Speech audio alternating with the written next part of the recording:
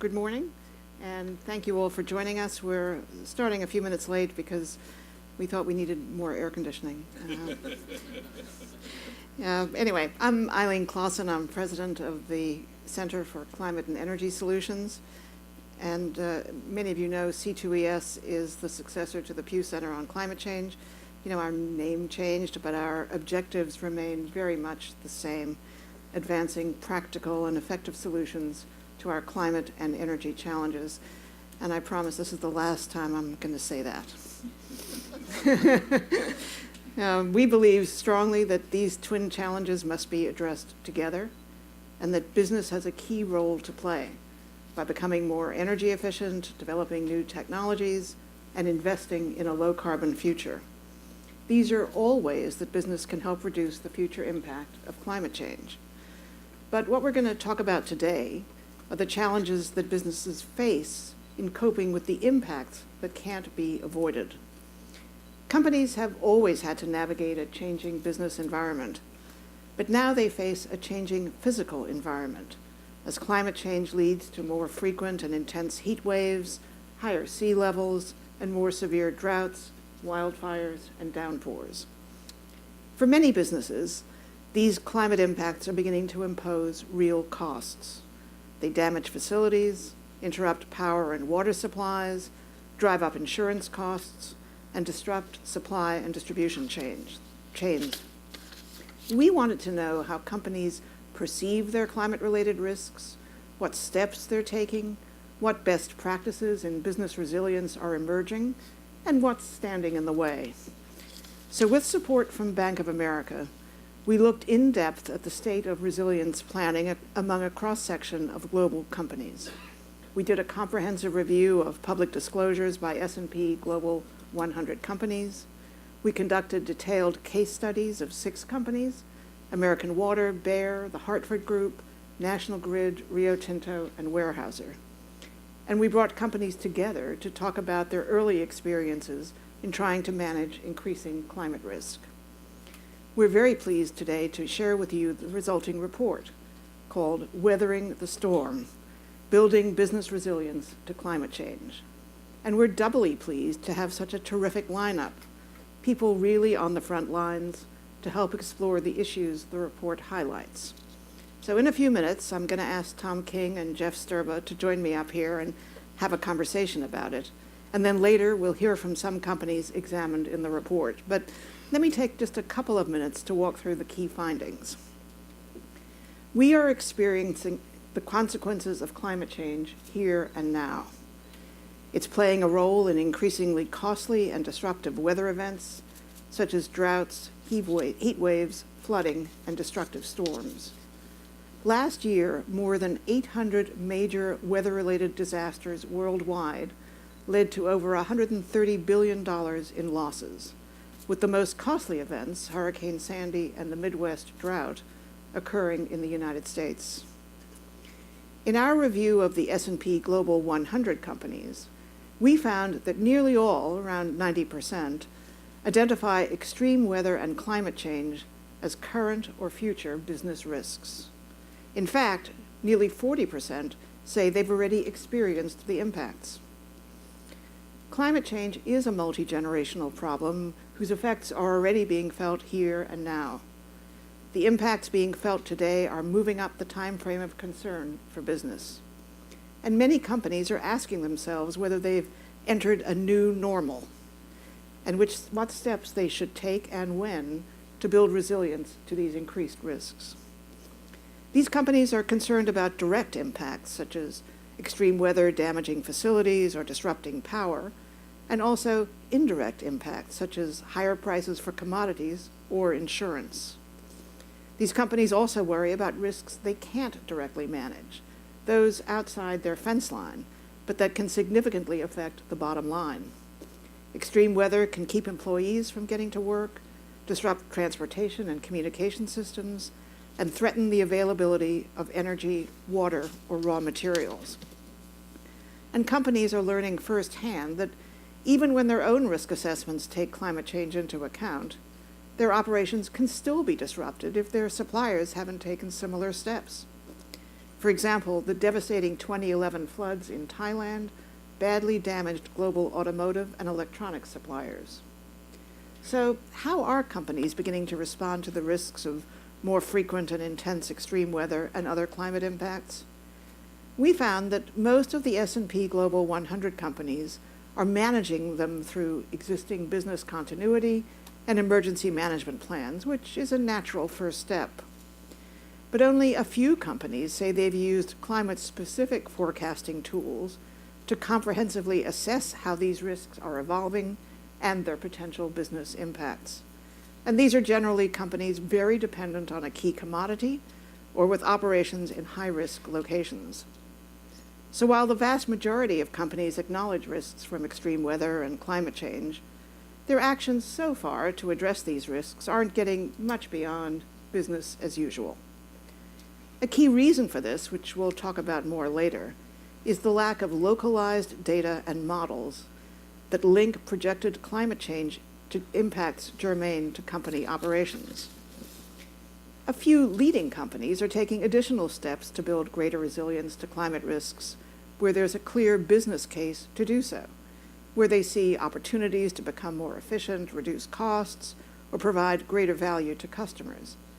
Generally speaking, these companies follow a four-step process. Step one is to build a common understanding across the companies of the risks associated with extreme weather and climate change, based not on the past, but on what could change in the future. For example, the mining giant Rio Tinto has brought in external partners to brief senior executives on climate science and the business implications. The company is now starting to consider climate risks in water management and in the engineering of new projects. Step two is risk assessment, determining how changes in the likelihood or magnitude of extreme weather events could affect a company's supplies, operations, facilities, employees, customers, and costs. After major floods in the United Kingdom in 2010, the energy utility National Grid conducted a flood risk assessment of more than 130 electricity substations and determined that 13 sites should be rebuilt or elevated. Step three is to outline strategies to manage these risks and pursue potential opportunities. Companies need to prioritize and integrate these measures, some of which may never have been considered before.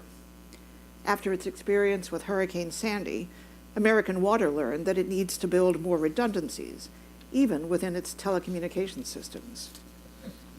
Finally, step four is to incorporate climate risks into ongoing risk management activities and update them as new information becomes available.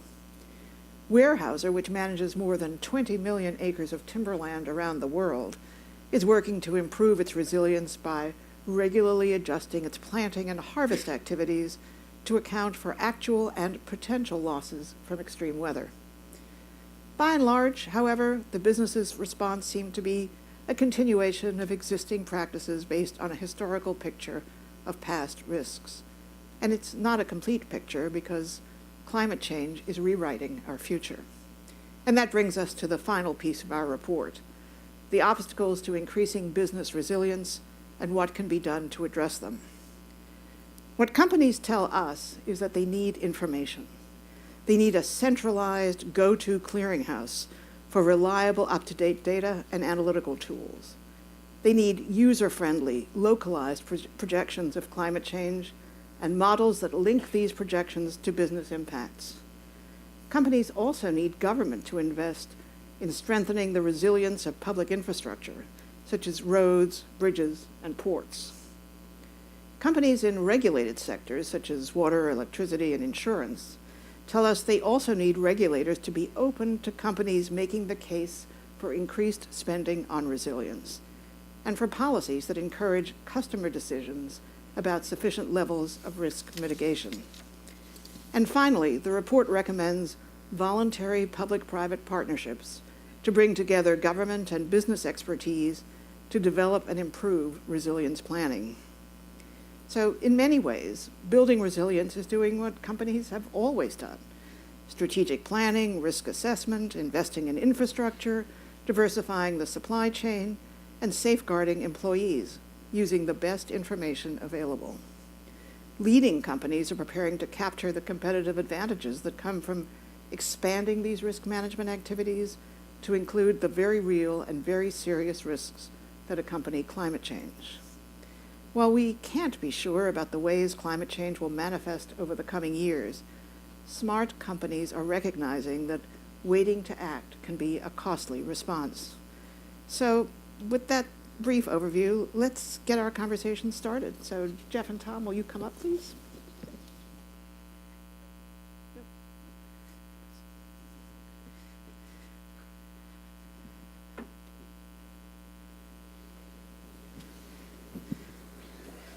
I'm not going to do big introductions, although these are big people here on my left, but their bios are in your packets. Jeff is the CEO of American Water, and Tom King is the CEO of National Grid US. So give us your first reactions, and then I'll start to ask you some real questions. How about we'll start with you, Jeff? Well, first I want to say that it is great to be with you, Eileen, and your team. Eileen and I have had the chance to work together over a number of years, and have the greatest respect. Don't say how many. Yes, I have the greatest respect for what this group does. You know, I came out of the energy industry, and for 32 years, 10 years as a CEO. Now I've moved into the water sector, and it's an interesting transition as we think about resiliency and the impacts of climate change. Because now I'm in an industry that is effectively feeling the impacts in a very different way. So think about how weather volatility affects us and our customers. It's really what I call the 4 S's. First, it is having a significant impact on supply issues. So precipitation changes. We go from feast to famine in certain areas. We've always had a tendency to think about the West as the water-constrained territory. That's changing significantly. Whether it's Atlanta and the drought that they went through 3 years ago, whether it's the Great Lakes that is starting to face significant issues, whether it's the depletion of certain underground reservoirs, the issues of supply are one that is not necessarily as well recognized, I think, when we talk about infrastructure. The second one is obviously storm damage, and that comes in many, many ways. I mean, just if I think about Sandy, which we serve New Jersey and New York areas, and that storm hit us in very dramatic ways. One of the biggest issues was the loss of electricity, because water's heavy. It takes a lot of energy. We use 4% of all the electricity that's produced in this country to move water. And if we look at the total energy use of water, it's over 12%. So it has a dramatic impact on the energy side. So all of a sudden then, we've lost the ability to move water. When you lose the ability to move water, you end up with contamination issues. And one of the things I learned early coming to the water business was it's the one utility that you ingest. We're as much in the health business as we are in the utility business. So the storm damage, we ended up having over 400 remote generators in place for up to a month, all throughout the eastern coast of our operations. One of the biggest challenges we found out, and which we were not fully prepared for, because we were ready to deploy the generators, was getting fuel to those generators. We could get fuel. We couldn't get it there, or if we could get it there, we had no place to put it. So it caused a lot of creativity about where do we store fuel. So we made arrangements with municipalities where they needed fuel for their police and fire, and they didn't have fuel, but they had tanks. We had fuel. So we used their tanks and gave them some of the fuel so they could keep their police and fire during the aftermath of the storms. So storm damage has been a big issue. So the third one's soil. When you have drought, flood conditions like we've seen in the Midwest, you think about the massive floods, then the severe drought of last summer, and then again flooding that happened just a couple of months ago. That change in soil causes stress on pipes, much as freeze-thaw does on roads. So we have to think about the impact that has also on our underground infrastructure, which for the water industry, I got to tell you, is not in a good place to start with. By that I mean across the country, water infrastructure is being replaced as if it would last 250 years. 250 years. It's not going to last 250 years. That's not, maybe 100. So, and then the fourth one is saltwater intrusion. So as we have sea level rise, we have underground reservoir depletion, the potential for seawater intrusion into our coastal areas is a significant concern. So those are the impacts. So what do we do about it? Well, I think about it in three areas. One is you got to harden systems. We tend to jump to the notion of we need to harden systems first, and that takes a lot of capital. There's lots of ways that means. Sometimes it means we move facilities to areas that they're not as high at risk, or we build barriers, walls around them to protect them from flooding, or it means relocating electronics so that it's not in the same position where it can be as damaged. All kinds of things associated with hardening, but we also have to do two other things. One is what I'll call flex. We have to build flexibility into our systems. And this is not as easily done. It's both physical flexibility. So for example, for our pipelines to be constructed in a way in which they're not as rigid because of this movement of soil caused by high water concentration, low water concentration shifts. So whether it's at the joints or the pipes themselves, to be able to have a little more flex. But the other piece is also on supply. We tend to think in our country about water and wastewater as two very different things. In reality, they're one part of the same circle. As I learned when I came into the water industry very early, is someone told me that, don't worry about it, we're all drinking the same dinosaur pee and have been for millions of years. Not quite the case, but that water obviously rejuvenates itself. It is a truly renewable resource. So we have to think about how do we better use wastewater, and how do we localize reuse of that wastewater, because we only ingest about 1.5% of all the treated water that's produced. So that's another aspect of how do we build flexibility in the system. And the last one is adaptation. And I'll just give you one quick example that I think about on the adaptation side. This is how we use systems. Every utility has GIS systems, right? Geographic information systems, in which we have all of our systems plotted. We typically have other utility systems, so we know where things are. You know where things are until everything is covered up with something that you didn't expect. So if we go out to the barrier islands of New Jersey, Superstorm Sandy hits, it's now covered with 4 feet of sand, debris, boats, houses literally moved 7 blocks. You can't find anything. What we had done, because of some of the things that we had learned from Joplin, with the Joplin tornado, we started to GPS our systems. And so we were able to go out with GPS equipment and locate what we otherwise couldn't locate, because you couldn't tell where the road was. You didn't know where curbs were. There was no reference point at which you could locate the equipment. So with GPS, we could locate it. Turned out that the electric and gas providers didn't have that, so we were able to help them. Turned out that the cities, when they tried to come back through and plow the roads, clear the debris off, they didn't know where the curbs were. So we could mark the curbs because we knew the distance from where our pipes were. So that's an aspect of adaptation that we'll have to apply. And there are many more examples to that. But it takes a different kind of thinking about it's not root cause, it's thinking 3 steps ahead about what can happen through these weather. What have been abnormalities are now become the new normal, that I think we have to understand and build adaptation plans for. Okay, Tom, your piece. Yeah, so I would start with a recognition, I don't think it's any different from water, on how vital electricity and gas is to people's lives.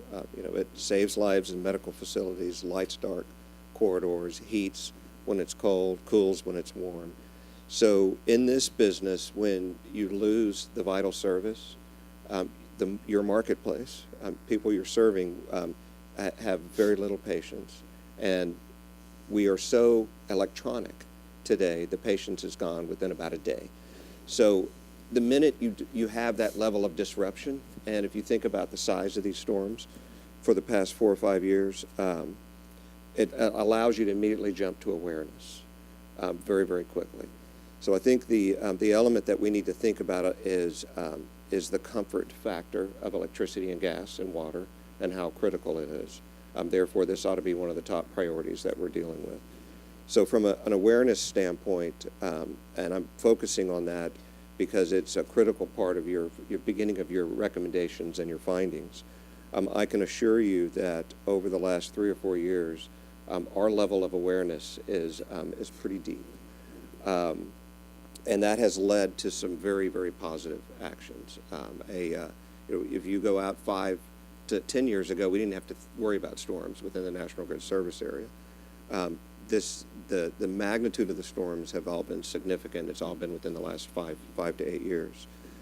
So we have a complete redesign of our emergency response, including the electronic awareness of where the facilities are, GPS, et cetera, which has been very, very positive. But we've also changed the way we respond, where all employees are engaged in the process. And what that's led to is the rethinking of design, planning, adaptation, as you mentioned, substation levels, et cetera. I feel there's a very positive movement internally to be aware and also plan and that broad risk assessment standpoint. Still early phases, but it's changed the conversation dramatically. Therefore, the opportunity for us, both with today and the work that you've done and all of us going forward, is the awareness needs to be cascaded, and not just within this industry. I would start with the political environment, and it's really hard to find a U.S. citizen right now that is not aware of the climate changes and weather impacts. We need that to be embraced in the political environment, and we need to take action. I think the critical action immediately in front of us is embracing the President's Climate Action Plan. And when you think through the key components of that on not only efficiency, but a shift in resources, the investment in clean technology, and fundamentally reducing our emissions, there's very little debate should be on that. It should be, okay, what do we need to do to take action, and let's get rolling. So I think that is a benefit that we should capture and continue to ride, and I think your study does that, and it would be a great opportunity to ensure that this gets cascaded and continues to build the awareness. As it directly relates to our business, we have a historical regulatory structure that has worked for a very long time, and it's put together on a concept of adequate service with just and reasonable rates. That mindset isn't going to create tomorrow. So one of the critical aspects that certainly you identify in your recommendations is in order for us to create the future, create that dynamic, smart, intelligent electric and gas and water system, and build towards the future to ensure reliability and resiliency, the regulatory model needs to shift. And it needs to shift from the standpoint of investment planning, rate design, cost recovery, and with a long-term plan. That long-term plan needs to have consistency and not change year to year, and the investments will flow. This industry, I don't think it's any different in water, stands ready to invest and create that if it's got a regulatory certainty around it. And that needs to be dealt with both at the federal level and the state level. So it's probably one of the largest opportunities to jump over that hurdle in order to create what the long-term view is on recreating the infrastructure of tomorrow. And that infrastructure of tomorrow has to happen. That's why I have confidence that it will happen, because it's going to get right back to the vital services. And without the vital services, you're talking riots and chaos. So I actually think there is a scenario here that's set up from an American social consciousness, because the American view is we have an issue here. That if we put the right plan together, we can create that future, and the infrastructure will be built, and we will improve our adaptation and our resiliency.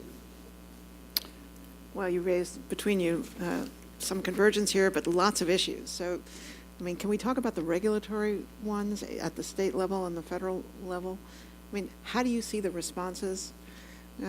Because at least at sort of state regulators, I actually don't know how it is in water, but I have a sense of how it is on the electricity side.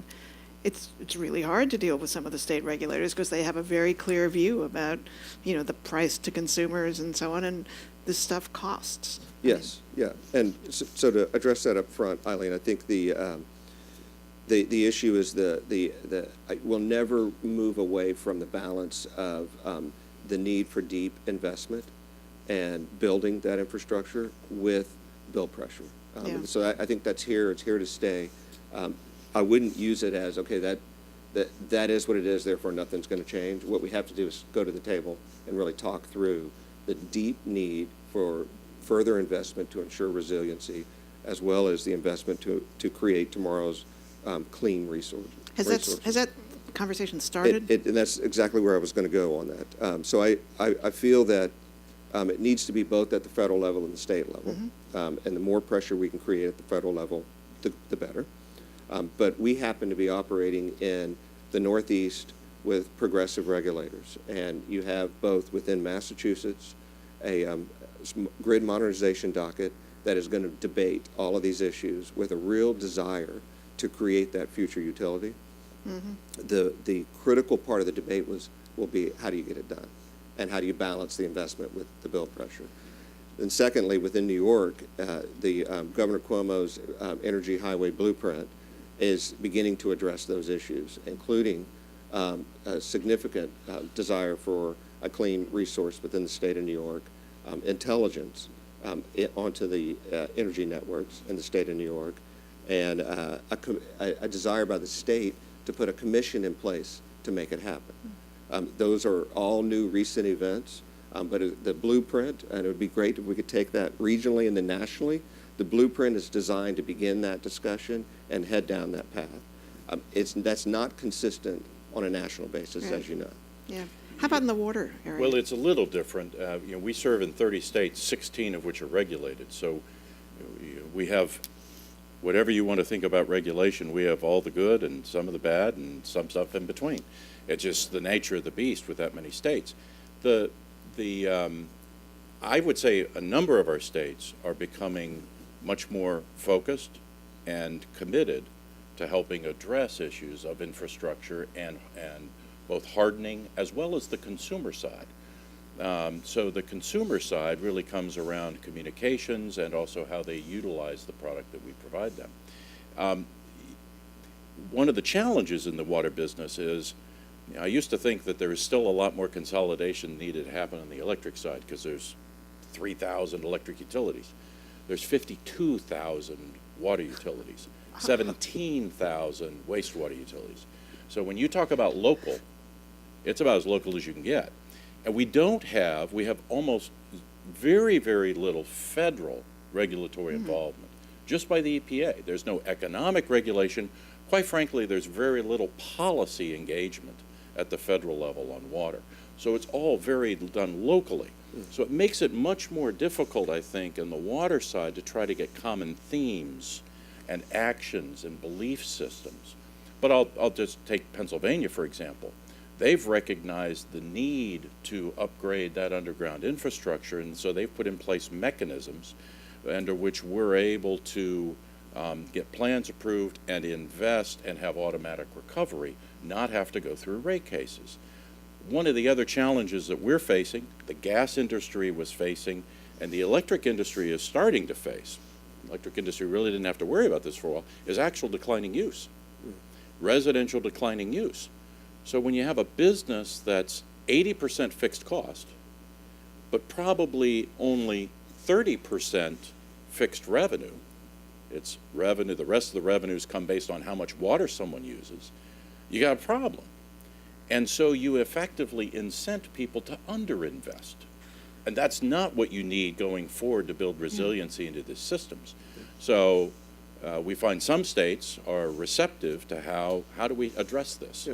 I think that's a conversation we're starting to push from our side with NARUC, which is the National Association of Regulatory Commissions, to think about the need for what does resilience mean, and what are the mechanisms, and what does the regulatory response need to be in order to create an effective set of systems for the future. Yeah, so Jeff, I think when you step back and you look at the energy infrastructure, and I think water would certainly be in the same situation, is that regulatory pressure to underinvest to help manage bill pressure and because it's political Right. and public outcry, et cetera, it went too long. So you have an infrastructure within the U.S. that is underinvested in. And you have a shift in extreme weather patterns. The state regulators and federal regulators either get ahead of the problem or back to the issue of it's vital, and if people are in discomfort because the infrastructure is not invested in, there are serious new political pressures that begin to happen. So the opportunity in the discussion is for them to really understand that the mindset needs to shift from adequate to a resilient, reliable infrastructure. And when we're successful in those discussions, I think you'll see the change. Therefore, that's why I remain confident that the change happens, because people will not take discomfort very long. One of the mental models that we've tried to gear our employees around, and we haven't yet adapted this adequately, I think, to the issues of weather volatility. But it's a very simple model. It just says that the value of the products and services that we provide our customers must, in their eyes, be greater than the price that they pay. And the price they pay has got to be greater than the cost we incur to provide it. It's really complex, right? Yeah. But what I think our industry, having spent 32 years in electric and gas, I think it's all of us. We have not done nearly as good a job in helping people understand the value side. Yeah. So that first piece, we have an obligation, and we've got to find a way to translate this totally issue agree. of resiliency and the need for both adaptation, but also the things that we can do, obviously, to stop increasing the problem on the value side. And when we do that, then we help the politicians by alleviating pressure. Exactly. And that needs some more work. Yeah. Yeah, I mean, actually, since we are in Washington, I thought I would ask about the politics and how that plays into this. I Would thought you it bring was- Senator Warner up right now? He'd probably be really happy that he's not in the politics right now. So, I thought it was interesting that the president in his speech talked not only about reducing emissions and things like that, but he talked a lot about resilience and adaptation, which I think is the first time that we've sort of seen that. And I was wondering how you think that will play, because sometimes when the president says something, the reaction is to take the opposite point of view. But this is something that we really have to deal with, and we all should realize it. How do you see the politics playing out, both at the national level and, I think I take your point about at the local level. If people are unhappy, they're going to let their politicians know, and some things will happen. But the further you get from the people, whether it's the state or the federal, the less that matters. Yeah, it's regional. If you brought in the congressional, both House, Senate, into a discussion on this, and certainly along the Eastern Seaboard and in the Northeast, you're going to have a completely different discussion. I think what it will take, honestly, is that there will be other events elsewhere, and then you'll see everyone come together and find a way to deal with this, because the issue's not going to go away, and that's what we've got to understand. So I think what the administration's doing is the right thing by continuing to put the issues out there and push forward. I don't think the politics are in a position right now where it advances forward. So what we've got to do is continue to work it on a regional level, knowing that this is actually a national. And I think there's something different. Climate change is a lightning phrase. Right.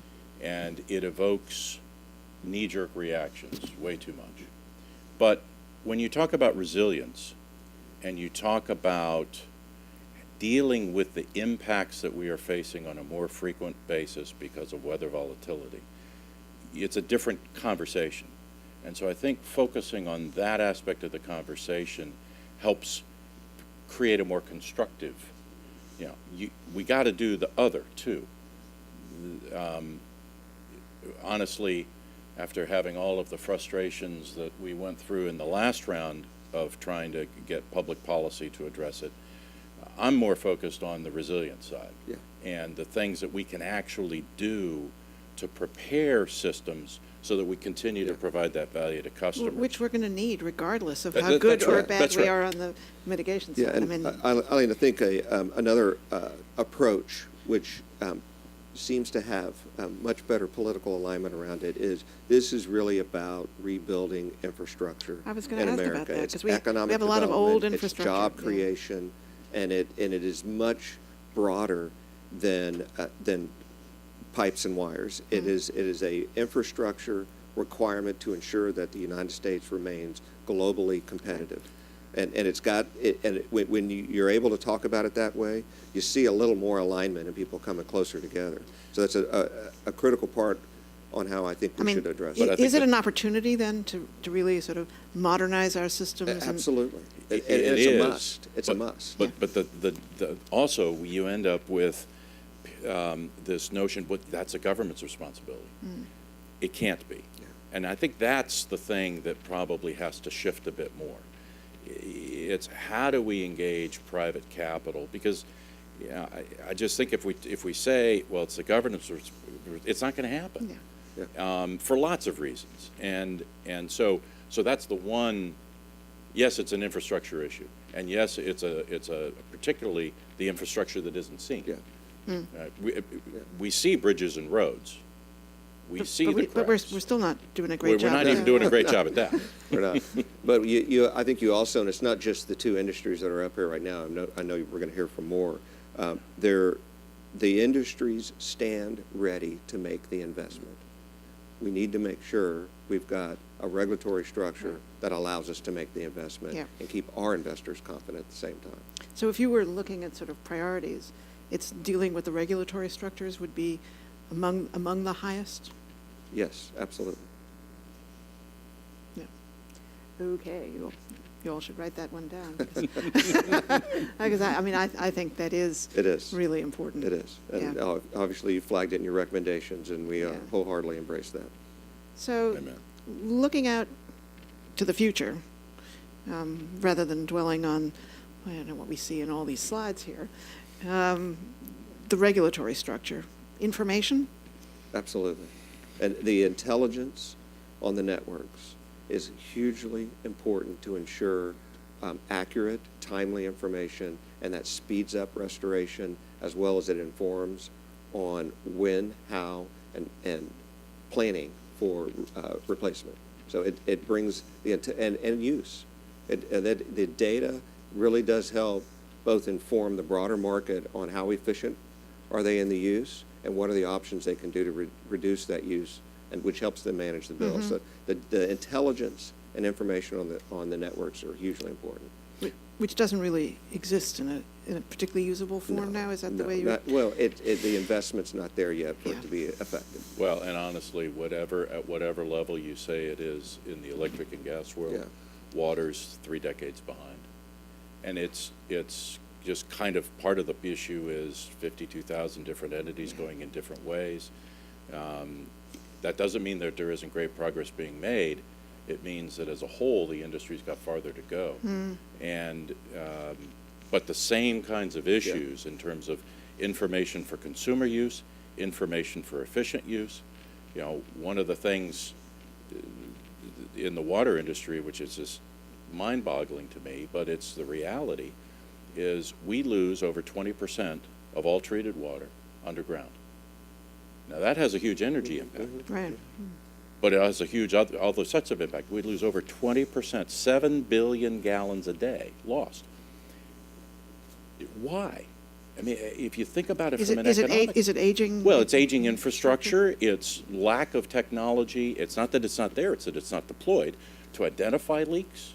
But it also is another issue. When the cost of the product that you're losing is zero, why do you try to save it?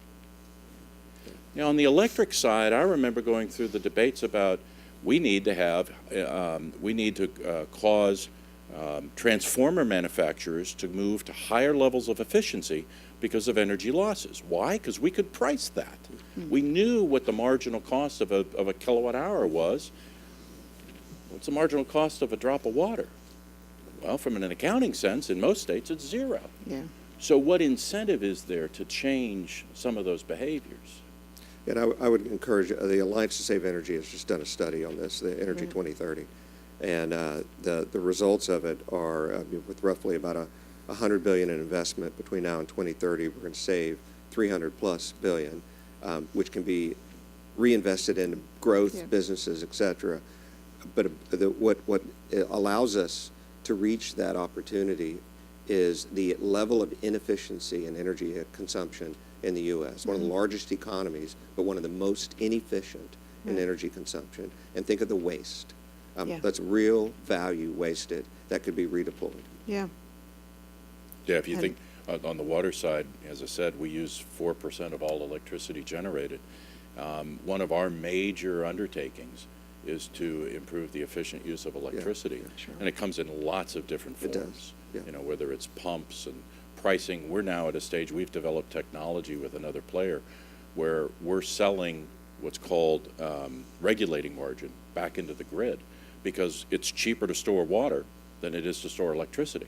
So it's not just selling electricity back into a market, that's pretty mundane, but it's selling regulating margin, the stuff, the high value stuff on which the grid balance of supply and demand is maintained. Those kinds of technologies have great potential. Our folks, in Marc Le Chevalier is here, who's developed a technology where you think about how heavy water is, and wastewater is even heavier. When you're trying to treat wastewater, you have to oxygenate it. So we've developed and now patented a technology that reduces the amount of energy that you use for oxygenation by about 40%. We apply that, we get that deployed across more wastewater systems in the U.S. That has a dramatic impact on energy use. But that can be done through all industries. Yeah, I think that's right. I'm going to open it up and get some dialogue with all of you in the audience, and hard questions, please, because these are very knowledgeable people, and you should ask them everything you can think of. Oh, no. Oh, now they Oh, go. there we go. Can you identify yourself first? My name is Iliriana Mushkola. I am independent climate change consultant, I guess. You spoke about the regulatory changes that are needed, and since that takes quite some time, and you also spoke about the push that needs to come from local levels. I was wondering, although it was mentioned a little bit, whether it can be emphasized a little bit more about the voluntary or independent initiatives that can be taken in the meantime while we wait for regulatory changes. Thank you. Well, I'll mention a few, and I'm sure Tom's got a number of others. One of the things we're doing, and this is we're doing with our regulators, it's kind of an education process, but we're actually implementing it. We have to make decisions about how we deploy capital. Now, the amount of capital we deploy will change as regulation changes. But before that happens, it's how we deploy that capital. So we will start to move more capital into hardening of systems and maybe less into growth, which in one sense is unfortunate for the economy, but we'll make conscious decisions from a voluntary side about where we deploy our capital. There's certainly a lot of things that can be done on the increasing of efficiency side, which is more on the user end. I think Tom and I are of like mind that we've barely scratched the surface of what can truly be done when you get prices to devices on the energy side. You start to provide real meaningful information to consumers that's usable. It's not just data, it's information about how they can change what they do.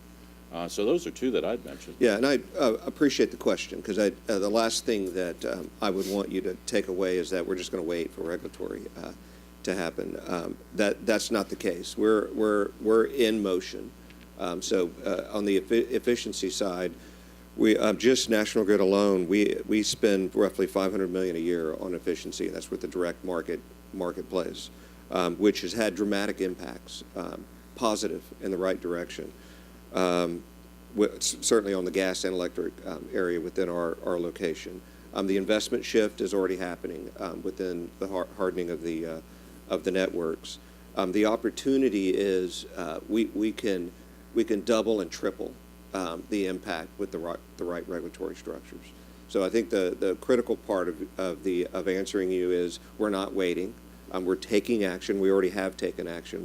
We've identified the substations in flood-prone areas. We know where the transmission facilities need to be hardened, and they're getting embedded into our capital plan. And just over the last 5-6 years, we've tripled our capital investment. The knowledge that we have and the information that we have, and I don't think it's unique to us, it's nationwide, is we need to invest much, much more. That requires the regulatory shift. So we'll have two parallel paths here, continuing to work on the regulatory structures and at the same time make the changes. Yes. Hi, I'm Darcy Emmerman from we're a global architecture and engineering firm, mostly doing infrastructure work. And I find an interesting challenge on a same vein around this issue of hardening and resiliency of systems as the costing structure.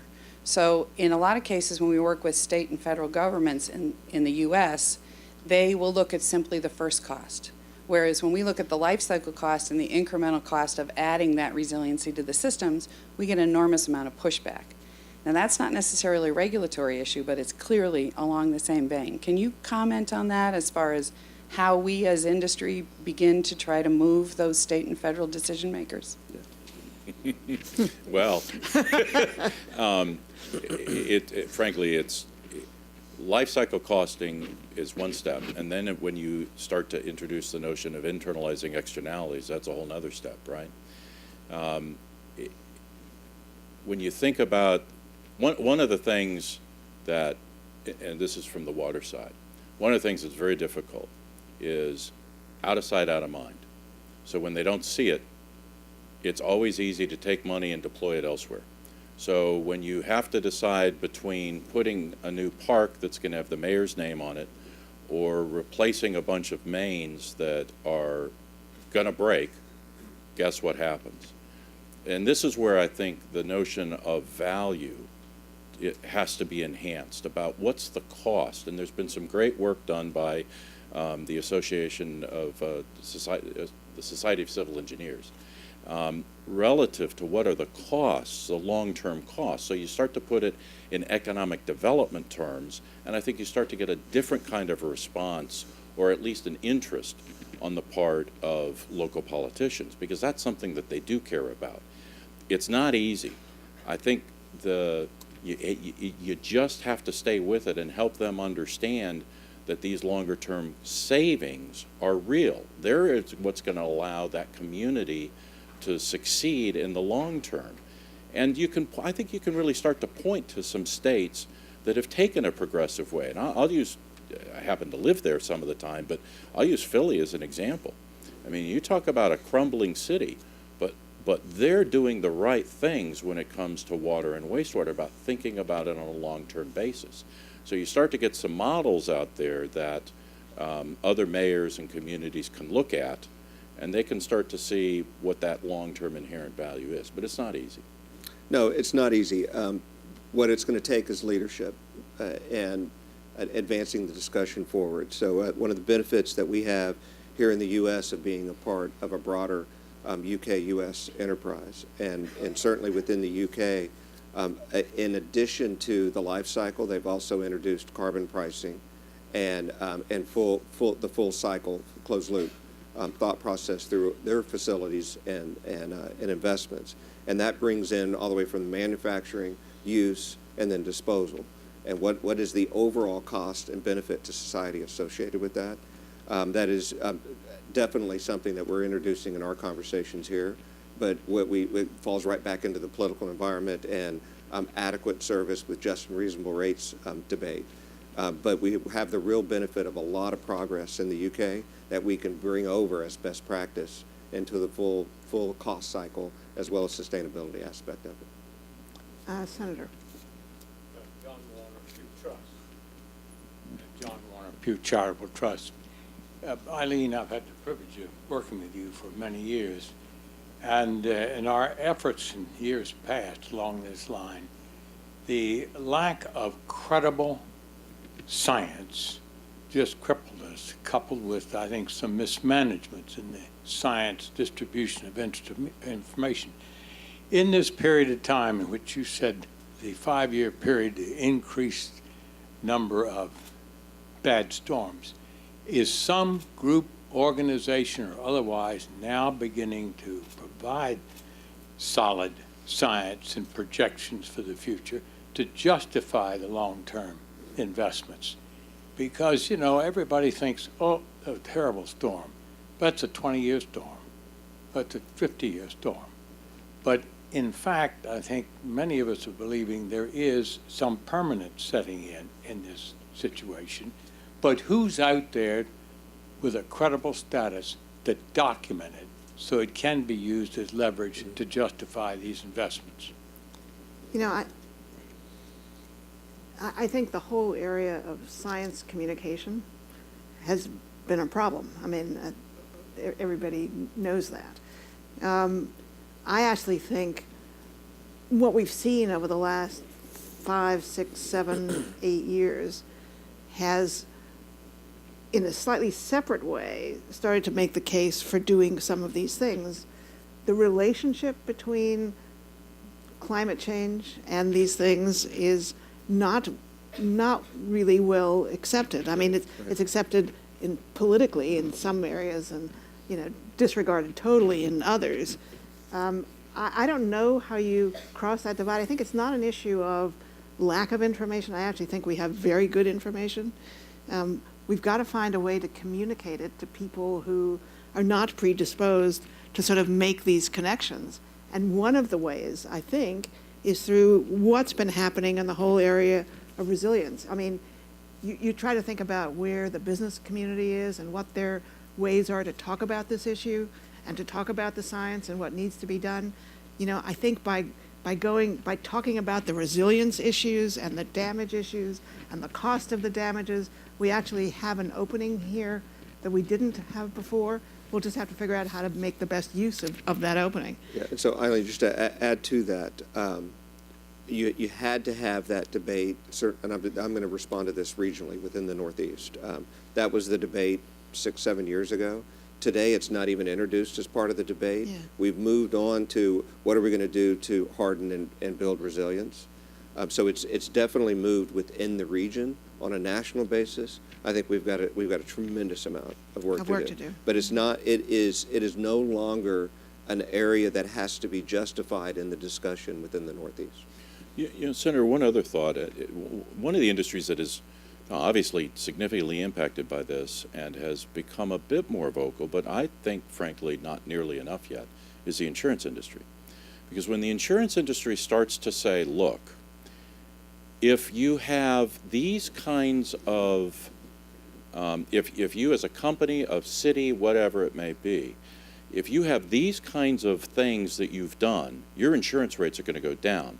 Because we firmly believe that the level of storm activity, weather abnormalities, et cetera, is increasing in frequency and duration.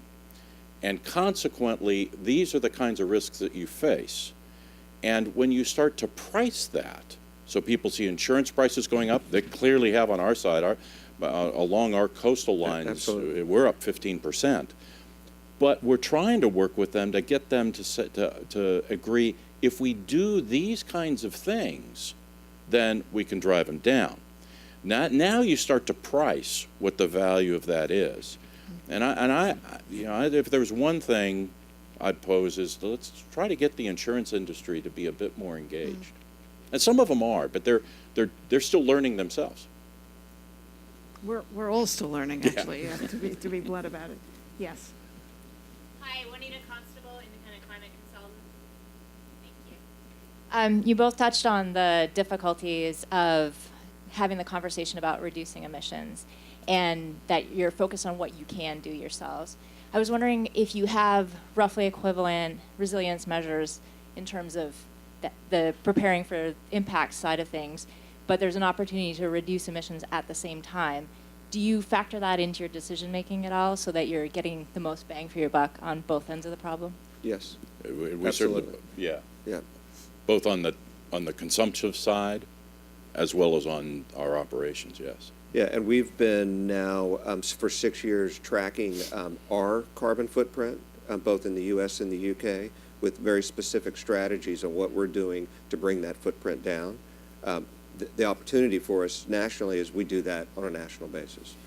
That's where we've got to shift the dial up. We do the same thing. We made a commitment to a Yeah. 17% carbon footprint reduction, even while we're selling more water. In the back, in the red. Coral. Coral. Sorry. Coral, thank you. You were sitting down. On Yeah, thank you. How do you do? I'm Nancy Colleton with the Institute for Global Environmental Strategies. And to the Senator's point, and to your point as well, Mr. Sturba, I think that Munich Reinsurance provides some of the best information on how these severe weather events are impacting, and they break it down in various ways, and really are looking at climate and changing the industry, which brings me to my next point, Eileen, which is, why are we not thinking about the importance of environmental information that the government provides as part of our vital infrastructure? I mean, we are. I mean, that's our number one recommendation out of this Yeah. report is information. I mean, everybody needs information, whether it's companies or cities or states, or everybody needs accessible, useful information. Yeah, So- which is under great threat right now. It Yeah. is. Good. How about over here? I'll go back and forth.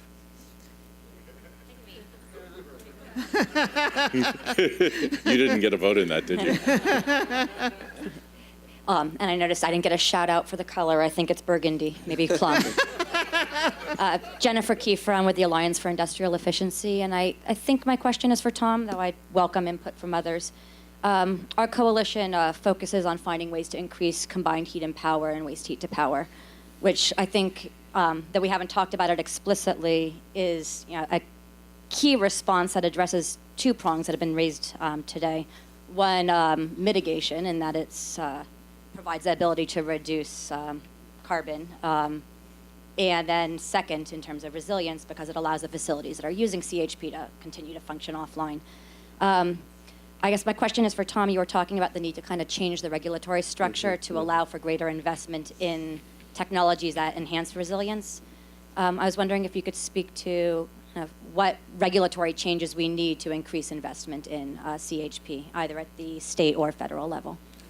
Well, ultimately, it's going to, and I could, my answer will go beyond CHP, but directly relate to CHP, whether it's PV, rooftop PV, et cetera. I mean, ultimately, what we have in front of us is a great opportunity to have deep, wide deployment of CHP and other distributed gen technology, and that does build resilience, and it puts us more into pockets of sustained microgrids that allow areas to come back much quicker because they're not relying on long-haul transmission from centralized generation. So I don't think there's any question that certainly within the markets that we're operating in, the regulators are behind that, and so there's really no need for further incentives. We're cooperatively working through the issues and trying to change our internal processes to make sure that we're quicker on connects, we're embracing the technology, and we're ensuring the technology is part of the overall future of the network.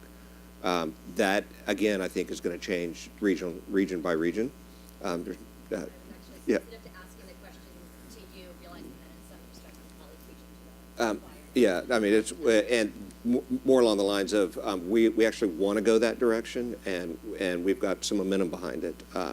I think it is, and it's embraced from the regulatory structure that allows us, ultimately what happens in this kind of technology is you lose the load. You'll never lose all the load. You need the network to be up and running, to be reliable, resilient, et cetera. We're serving a marketplace that's demanding the change, and being part of the solution to drive the change is our mindset around it. I think so therefore we're already in that mode. Regulators are in that mode, and we're collaboratively working in that direction. But again, not nationwide. And not nationwide, and that's where I was going to go.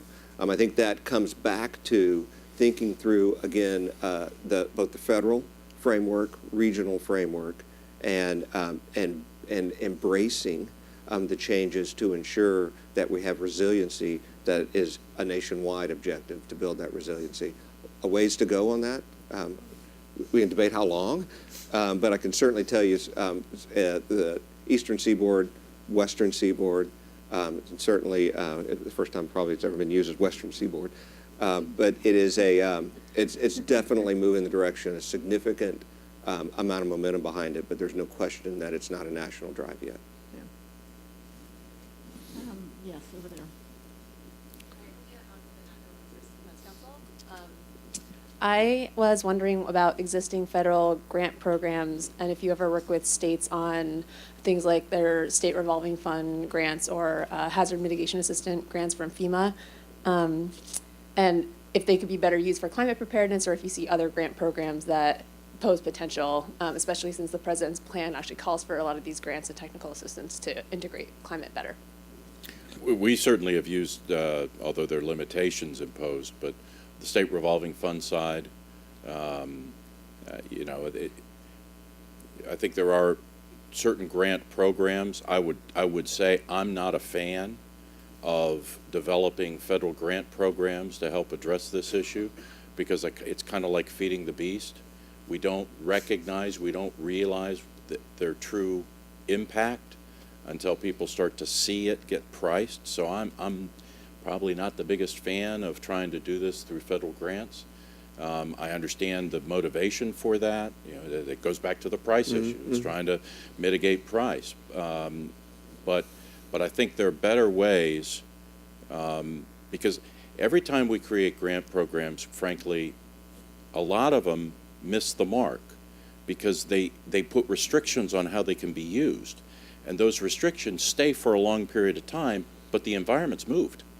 And so you don't get free flow to the best solutions.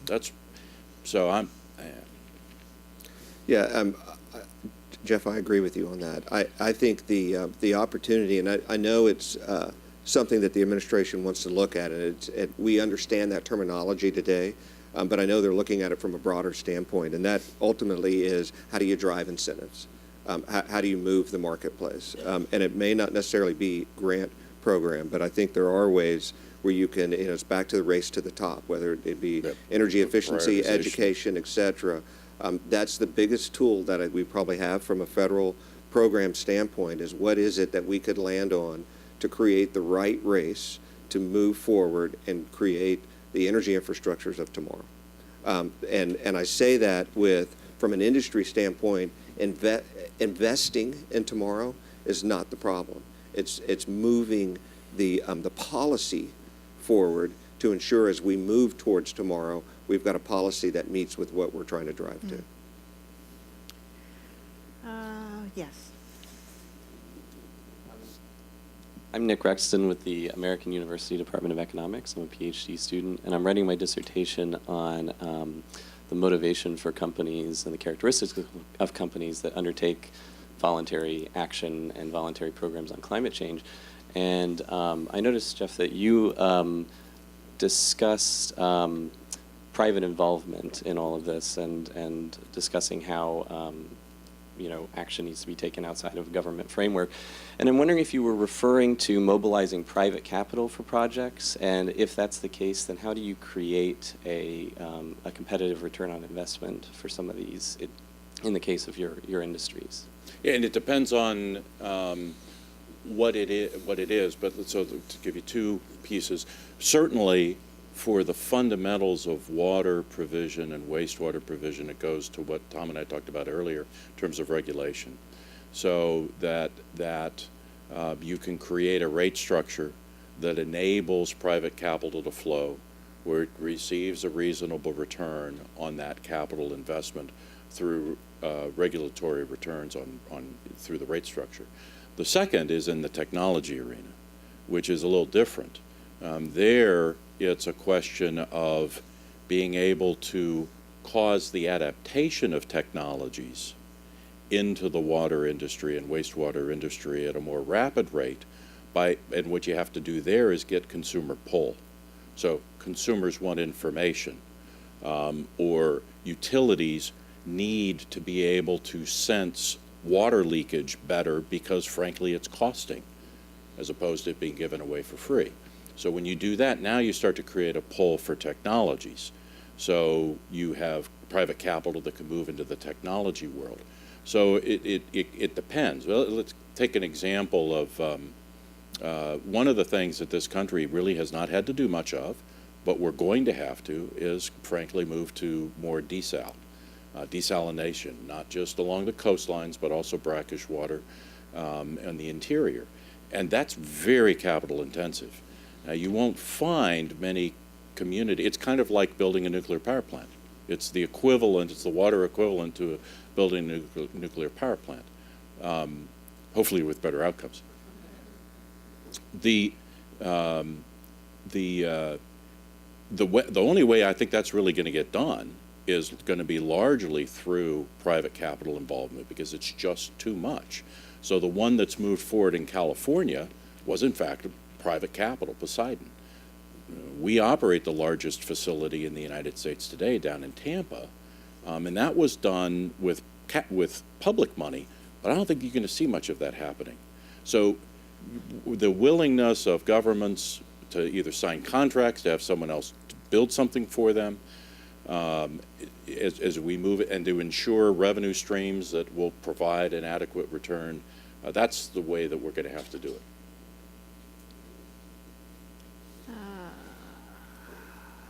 Okay. God, you look like the fairy godmother with your wand. I've been called lots of things, but a fairy godmother, that's a first. Right, Yeah. Shauna Udvardy with the Center for Clean Air Policy. I was interested in hearing how your utilities are thinking about investing in natural infrastructure.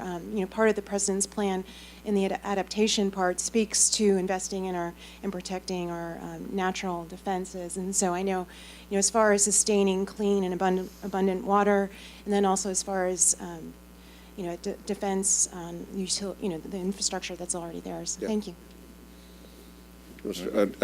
So there's a handful of things in there, and I'll just certainly deal with the projects that we're supporting and working on. First of all, we are a contract that's backing Cape Wind, deep water.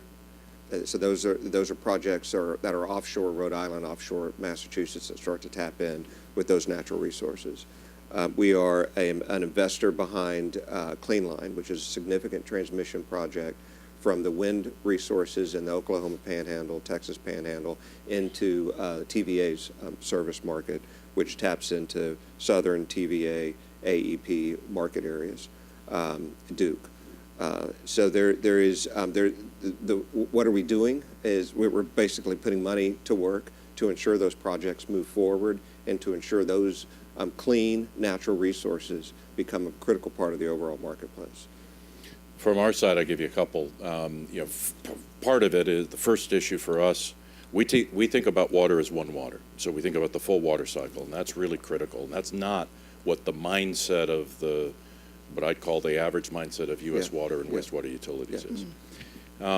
So when we do that, you move to headwaters. So we think about an integrated water resource management. First step is protection of all of our source waters. So even though, for example, we are engaged in the drilling in Marcellus and the Utica, one of the things that we do is we do above and beyond testing of all of our source waters, and we provide that information directly and automatically to our regulators so that we understand whether there's any change at all in any of our source water chemical makeup. The other piece then, because you move through the cycle, is being focused on reuse. So we have 6 high-rise buildings in Battery Park City in which we've designed, developed, and operate the reuse systems in which 100% of the wastewater is extracted, treated, and then used for everything from irrigation and cooling to flush, so that we don't keep tapping freshwater supplies, we engage the reuse. We do the same thing at the Patriot Stadium, which is the only way, frankly, that stadium could have ever been built. We've got a million-gallon-a-day facility that we did in California and a couple in Arizona. So it's focusing on reuse, which, frankly, this is where one of the real opportunities, I think, for distributed systems can come into play. It's not, you try to do it at large scale, it becomes very difficult, lots of repetitive piping, but I think the reuse market is one that really needs more attention. But again, there's a pricing issue. When the commodity of water is generally free, then it's hard to take the economics of reuse and make them appeal to a consumer. So, you know, there are those kinds of structural things we've got to figure out a way to address so we get the right economic decisions being made. Last question. You moved in order to ask a question, is that? I saw these chairs, but I'll move out of the way of the speakers once you come back. I'm Kit Batten. I'm with the U.S. Agency for International Development. And so I'm curious, we're dealing with a lot of these same issues in terms of our development work overseas, and particularly in the electricity sector. We are working on opportunities to integrate more smart grid technologies overseas in some of the existing grid systems, both from a perspective of being able to integrate more intermittent power, renewable power, that in a way that turns down the cost of that power, but also in terms of a reliability and resilience indicator. And so I'm curious whether that kind of dual thinking is going into what you were mentioning. You mentioned the microgrids and combined heat and power. A lot of what we do also is existing in communities that don't have a huge grid infrastructure already, and so we're looking at how to incorporate off-grid and mini-grid solutions in a way that's both resilient and allows for introduction of renewables. Thanks. Right. So the answer is yes. I'll give you 2 examples, and we will learn a lot from these that will help us think about how do you deal with it on more of a larger scale. So we've got a pilot SMART program that is comprehensive, very much defined as you've just done in Worcester, Massachusetts. It's in its early stages.